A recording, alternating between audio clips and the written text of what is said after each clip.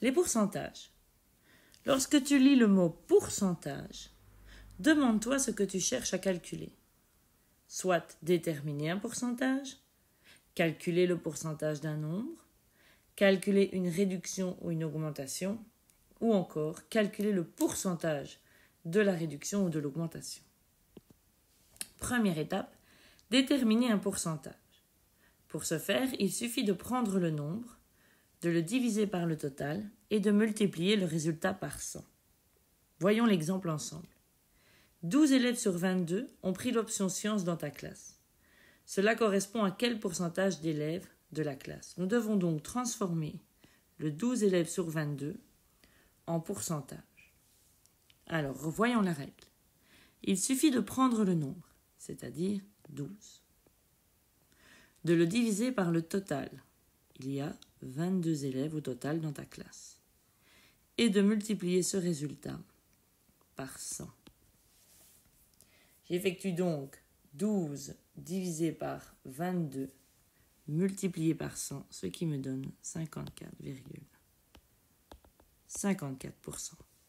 J'ai donc transformé 12 élèves sur 22 en pourcentage, ce qui correspond à 54,54%. À présent, calculez le pourcentage d'un nombre. Pour obtenir le pourcentage d'un nombre, on divise par 100 le nombre et on multiplie le résultat par le pourcentage voulu. Je vais donc calculer 30% de 150.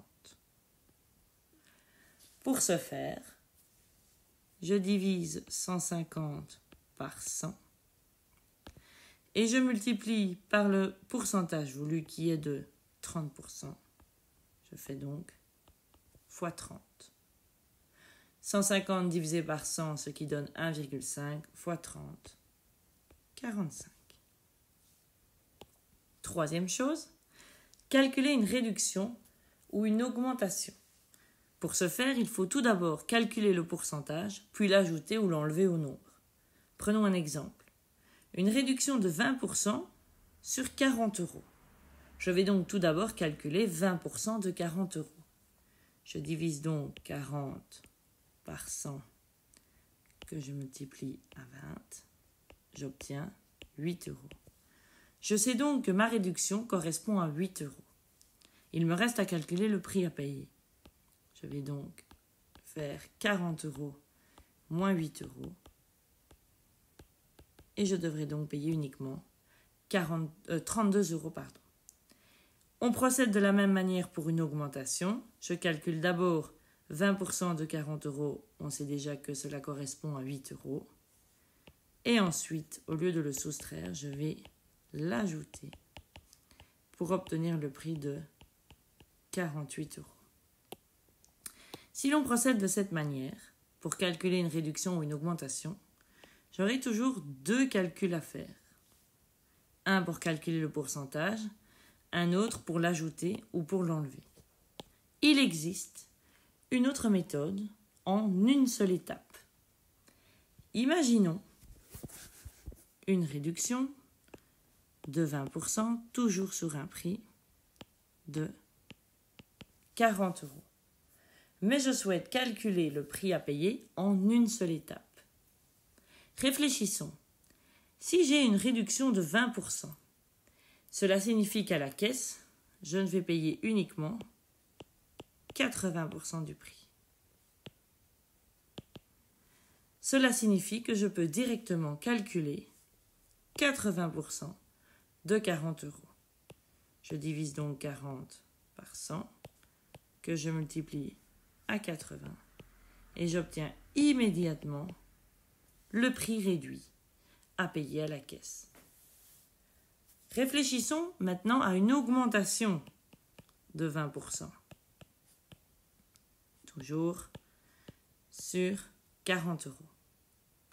Si le prix augmente, je vais donc non plus payer 100% du prix, mais je vais devoir payer 120% du prix. Je vais donc calculer 120% de 40 euros. Je divise donc 40 par 100, que je multiplie à 120 et j'obtiens immédiatement le prix augmenté à payer à la caisse. Cette méthode me permet de ne réaliser qu'un seul calcul pour connaître le prix soit réduit, soit augmenté. Dernière chose, calculer le pourcentage d'une réduction ou d'une augmentation. Cette fois-ci, je connais les deux prix, mais j'aimerais savoir, cela correspond à quel pourcentage.